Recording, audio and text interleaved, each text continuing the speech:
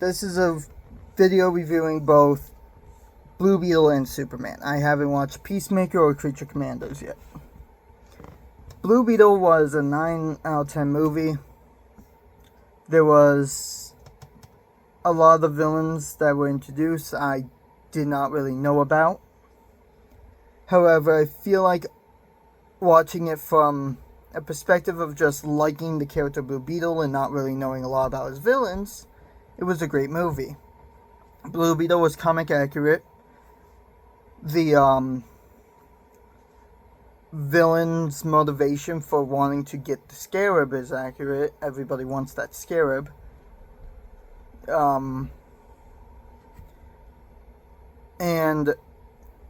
I honestly felt bad for the main, bad guy. The guy that was being used by the woman who wanted the scarab back. One issue I had with reviews was the fact a lot of people hated it. I was told they hated it because Blue Beetle wasn't white. Jaime Reyes is always known to be,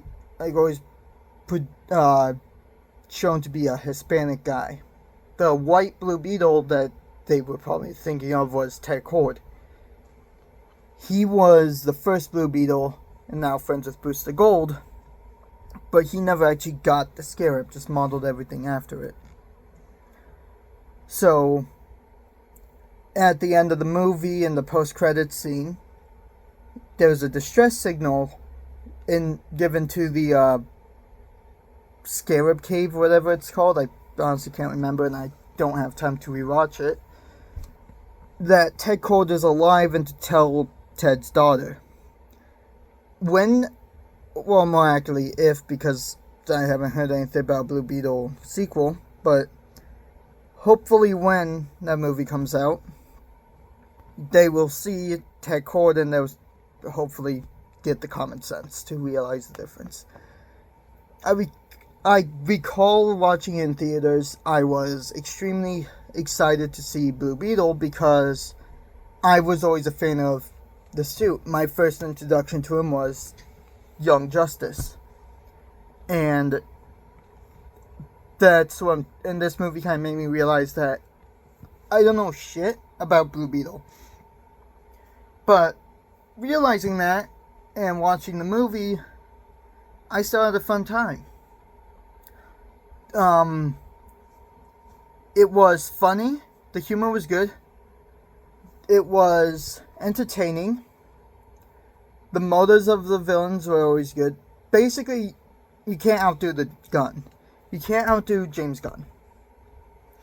And because of how little I remember this movie, but how much I recall feeling about it, I would always recommend this movie. I honestly wish it was my introduction to Blue Beetle, because then I'd be able to, have the time to research, or at least the motive to research about this. However, I really liked, I recall the, intro of the movie very well, about, all the different scarabs. That kind of had me pretty happy. I only knew about Blue Beetle, Black Beetle, and Green Beetle because they were in Injustice. I honestly kind of wish more was done with Blue Beetle after that. All I know is that he's in the DCU. If James Gunn does decide to have the Titans in his DCU, I would like Blue Beetle to be on there. Yeah, I would just like to see more Blue Beetle. And that's honestly all I could have with this section. So let's move on to Superman. In short, I would put Superman at 9.8. All the issues I have are just creative differences. However, 2 of them I view as a major problem. So, I'll start with the 3 minor differences that I don't really care about. Firstly, the Superman clone in comics, now I'm only addressing this because of my cousin didn't actually know this, so a little lesson if you don't know it either. So Superman does have a clone in the comics, however, he's not Ultraman. He is Bizarro. Ultraman is a villain of Earth 3. So in Earth 3, basically, the Justice League and all the rogues switch. The Justice League are the crime syndicate. If you want to learn more about them, you could watch Justice League Crisis on Two Earths, best film I could think of for it. Or you could watch Justice League Infinite Crisis Part 1, both of which show them. However, Crisis on Two Earths is all about the crime syndicate. Basically, Owlman, Superwoman, Johnny Quick, Grid, Deathstorm, I think his name is. I always call Martian Manhunter's counterpart the Manhunter. It's not his official name, but he doesn't have a badass name. And Ultraman are the main crime syndicate. Ultraman is basically an evil version of Superman that never held back, that never cared about lives he endangered. In this movie, they give Bizarro Ultraman's name, which I realized could have been to be a catalyst for Lex Luthor's pride. However, it was just like always something itching in the back of my mind when I figured out Ultraman was in the film. I would have done the Hammer of Baravia being a new villain that just had Superman's abilities. That would have been my creative difference. And then for the DNA issue, could have just been like a sample of blood. But honestly, the clone thing was a big twist. That was pretty fun. That one doesn't bring it down though, because like I said, it was a catalyst to show the pride that Lex Luthor had, that he wanted to run up Superman even though he made a clone that was dumber than him. The other creative difference I would have had was I wouldn't have done so little villains in that movie. I would have, like I said, the Hammer of Baravia would have been just a Baravian man with Superman's abilities. Another metahuman that shared the power. I would have also... The engineer... If James Gunn presented this to me, these would have been where the changes would come from. I would have had the engineer. I think that was a cool villain. But I would have also had that... The machine that is powered by kryptonite. I forgot his name, and I can't really look it up because I don't have an editor. Actually, I do have my mom's laptop right here, so I could look that up. Shit. Never mind.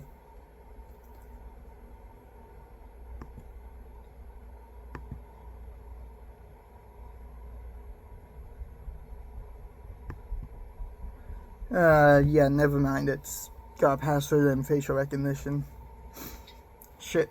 Anyway, I would have had that machine there as well. That would have been really it. Maybe more Superman clones. Maybe one of them could be Superboy, because in my first introduction to him, he was a clone of Lex and Superman. But honestly, the film is fine with the villains it has. I just would have liked seeing like more of the clones. Crap, what was the third thing? I just had it. I had to change about the clones. Right. The third one that doesn't bring it down by a 0.1 is I would have had like different a different design of the Fortress of Solitude. Wasn't really a fan of it being like just a bunch of spikes, but like I said, that one doesn't bring it down. It's just a design difference. The two creative differences that does bring it down by 0.1 decimal is, firstly, the kryptonite. In the film, Um, this this is addressed like early on in the film. There's not a lot of kryptonite on Earth. Now in the comics, it seems like everything with Krypton, all the kryptonite flew onto Earth. I wouldn't have done that. I would have done like a few of it, enough to power the machine that is often depicted kicking Superman's ass. If you don't know who I'm talking about, just watch Justice League Doom. It's free on HBO Max. I would have had enough for Lex Luthor to use and some weaponry, and enough for Batman to have for his contingencies. There was zero pure kryptonite in this film. The only showing of kryptonite is actually from a guy who could change his body into anything. I forgot his name though. I'm horrible with names. But yeah, that's like the one thing. Now, the only reason why it brings it down to a 0.1 is because there's not a lot that weakens Superman. I think it's addressed in the film what does. Red Sun, but that one's a bit slower and easier to avoid. Plus, I don't think a lot of people on Earth yet know that for the DCU. And magic, but again, there's not a lot of magic users when you like take it to the entire DC universe. Most of them are like gods or disciples of them. It just, only reason why it's even an issue for me though is because when I grew up with Superman, my first depiction of him was the animated series and Justice League Unlimited. And by animated series, I mean Justice League the animated series. I didn't really watch them individually. And in that, I didn't really, or at least I don't recall him saving a lot of people. I recall all of them just kicking people's ass pretty much, or like all the fights being isolated. I also recall that the only weakness shown was the kryptonite. If there's a lot of kryptonite left or none left on Earth, that could be an issue for like keeping him well balanced later on. However, I feel like James Gunn already has this under control. After all, I don't think James Gunn ever like failed with a movie, at least not modern. So I am curious. I'm just curious to see what he does for that later on. The other difference for creativity that brings it down to another decimal is I would have tried introducing the Justice League first, like they did with the Avengers. However, that's just me. I just don't know a lot about Supergirl, just like I didn't know a lot about Superman, and found out that I didn't know a lot about Blue Beetle. Again, very minor. If you're watching this for the first time, not knowing anything about DC or not knowing a lot about Superman or the multiverse of DC, this would be a 10 out of 10 film. Now let's go on to positives. Now the reason why I didn't have Blue Beetle's section like this was because I didn't recall a lot. I just recalled that I didn't have much of a problem, and the reason why it's not a 10 out of 10 for Blue Beetle is because of the lack of memory. But anyway, I'm getting onto a tangent now. Positives for Superman. The Justice Gang was a pretty cool team. I know a lot about like the Green Lantern Corps, but I never really cared a lot about learning about Guy Gardner. And I think this film does him pretty well. He is shown to be a bit more arrogant, but he's also a person shown to be strictly on business. When he learns about a weakness for the kaiju monster, he immediately goes for the eyes. And he forms something to keep the eyelid open, unlike what Hawkgirl did, which she just went straight in. But then again, she couldn't really keep it open. So, anyway, Guy Gardner just seemed, from what I knew, comic accurate, liked the design, I liked how James Gunn showed him. He showed him as being self-centered but also on business. I liked the depiction of Hawkgirl. Now, my first depiction of Hawkgirl was Justice League the Animated Series, and from what I recall, I viewed her as being a warrior who didn't show mercy. And that's precisely how they show her in this film, but they also show her more down to earth. Or at least they will make mistakes. So like I said with the kaiju, she got her mace stuck between the eyelids of it. However, she also was shown to not have mercy at the end of the movie with how she handled the Bravian governor or president, whatever it is. I feel like a Justice Gang solo show or something would be pretty cool to see. But I know James Gunn probably is like in playing catch up and trying to fix the DC cinematic stuff. So yeah, I would have just had like one change for Hako would have just been, I think giving her her own scene, like solo moment of badassery, like we saw with the Mr. Terrific at the end of the film. The reason why I wouldn't want that for Guy Gardner is because, well, Guy Gardner's a Green Lantern. You don't really need, like, if you know anything about the Green Lantern Corps, you know they're full of badasses. Kilowog is probably the most badass one that I know of.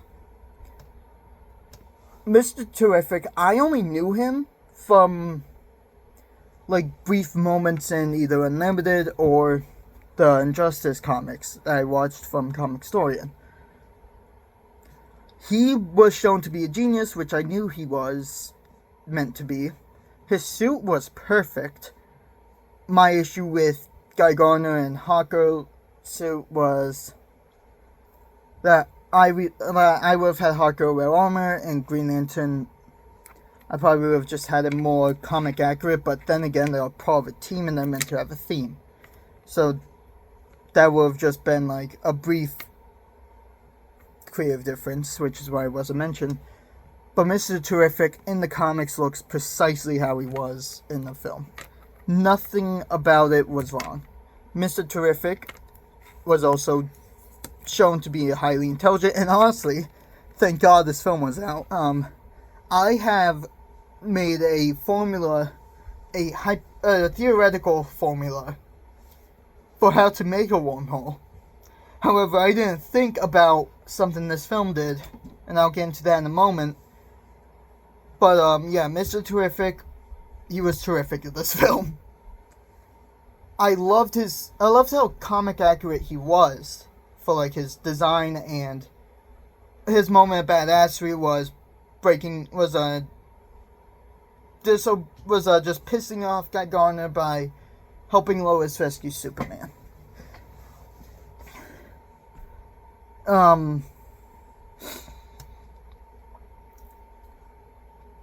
What next? I should just finish up what I mentioned there. So, my theoretical formula to make a functional wormhole is we need to make atoms move fast enough, maybe even like breach the speed of light, and my idea with it was using magnets or something.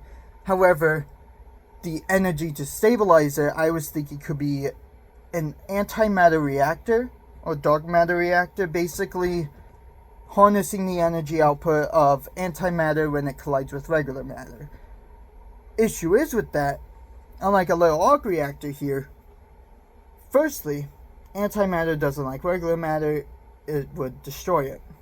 So we'd have to somehow make sure, so like basically it would, what I thought could be a flaw with it is if something goes wrong with the reactor or something else, it would just create an explosion that might honestly destroy the planet, if not more.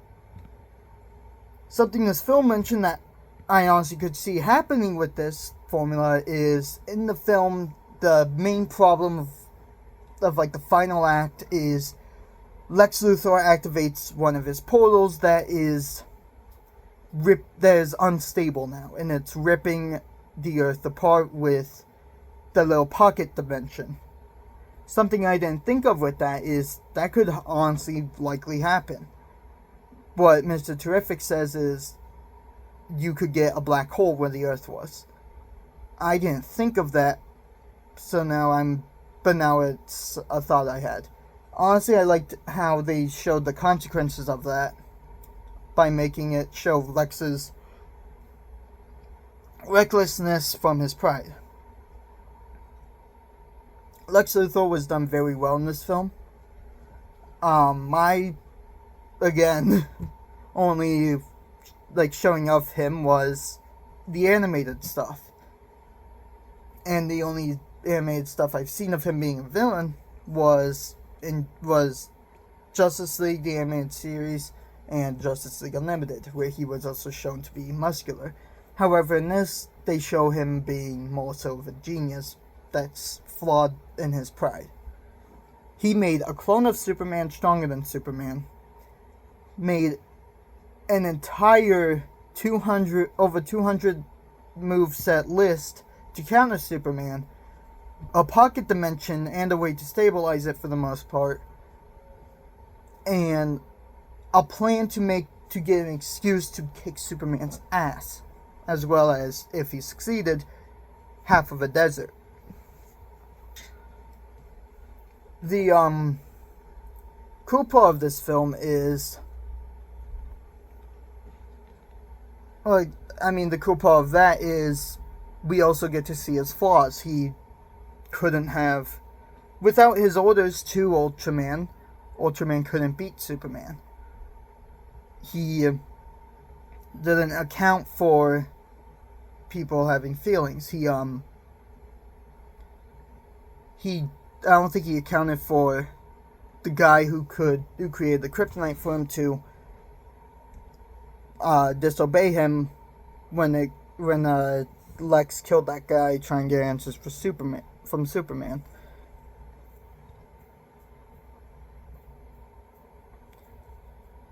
I also did like how they showed the kryptonite poisoning.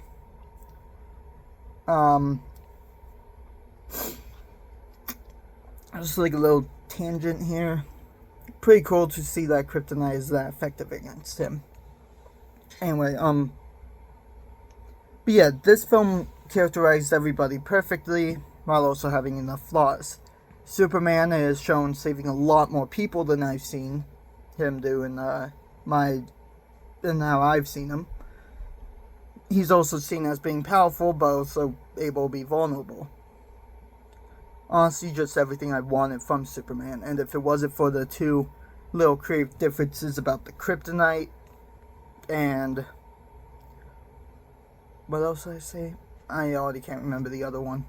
Aside from the two I've stated that bring it down a decimal, this would be a 10 out of 10 film.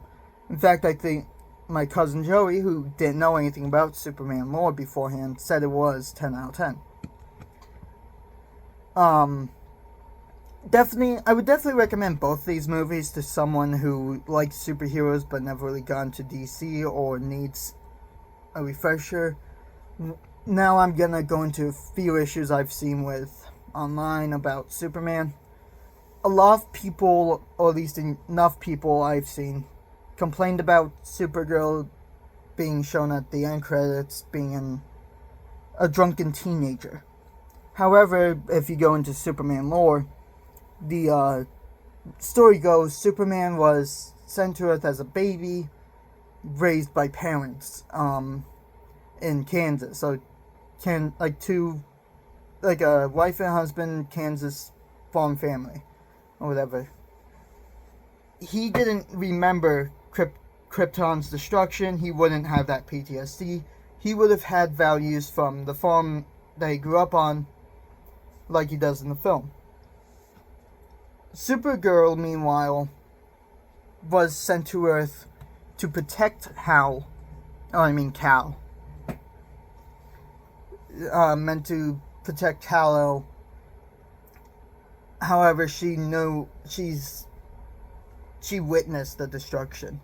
And I honestly do think that anyone who witnessed the destruction of their home planet, the death of their people, and then realizing that she was too late to really help Cal because he was able to just become a hero on his own, would probably become an alcoholic. And it also leads up for the next film that James Gunn is making, Supergirl Woman of Tomorrow, I believe it's called. It's a good setup. I definitely expect the film to dive into her trauma, and then probably end with her going to Superman to talk about it, or going to a therapist, or trying to reconnect.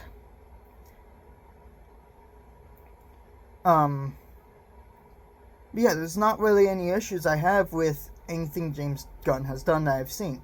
I heard Creature Commandos is going great. I heard that Peacemaker is a good show. Honestly, for the movies that I've seen, the 2 movies that are out, James Gunn is bringing the best out of DC. And I cannot wait for more. In summary, Blue Beetle was a 9 out of 10 movie from what I recall. And from what I recall about Superman, it's a 9.8 for me, a 10 for anyone else. That is all. This video is it's far longer than anything I've made before. Hope you all enjoyed it. Comment down below any counterpoints you have, or anything else you want me to review. The Skylanders series review is still coming out. I've just been very busy. In fact, I might actually make a follow-up video today about why I'm busy. I'll just have to discuss with a few people about why I can't say in it. Anyway, stay tuned for a video discussing why I've been busy, and like what I've been busy with. Have a great life. See you later.